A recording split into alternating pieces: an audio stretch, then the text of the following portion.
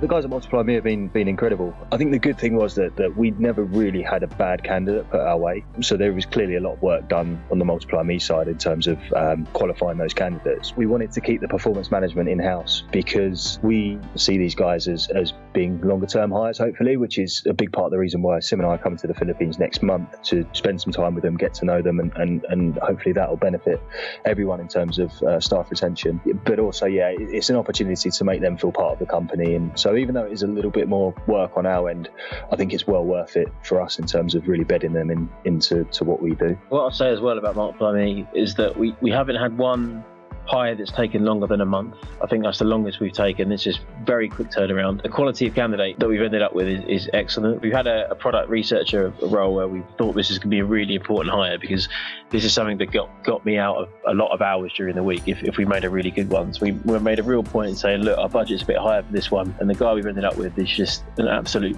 beast of a man, an absolute phenomenon. So I think there's a whole other untapped potential in the Philippines that we've yet to take on. So I think initially we were sort of trying to keep the purse strings a little bit closed, but now we know that if you open it up a little bit more, there could be a whole other tier of talent that we've yet to fully undiscover. We've been scooping up a bit of talent from aggregators and people that might have scaled down or things like that, but it's great that you guys are getting that talent because it means that, you know, the talent is ready to be hired. Some of the resumes are just phenomenal. When you look at the technical skills that they've got and the technical experience, but the softer skills, you know, the management stuff, and it's just great for us, really. It's just really aligns with what we're trying to do. I certainly don't think that we would be as far down the road had we have gone through the 𝘎𝙗 process and then hired afterwards. It was the integration as well of the candidate. Basically, as soon as we made the hire, he would go straight off to Troy and he would instantly get on a call with them, explain if there was a flow already, he'd explain that, and if there wasn't, he'd get them to help him build it. Then there would be like the proper onboarding for that space afterwards as well. So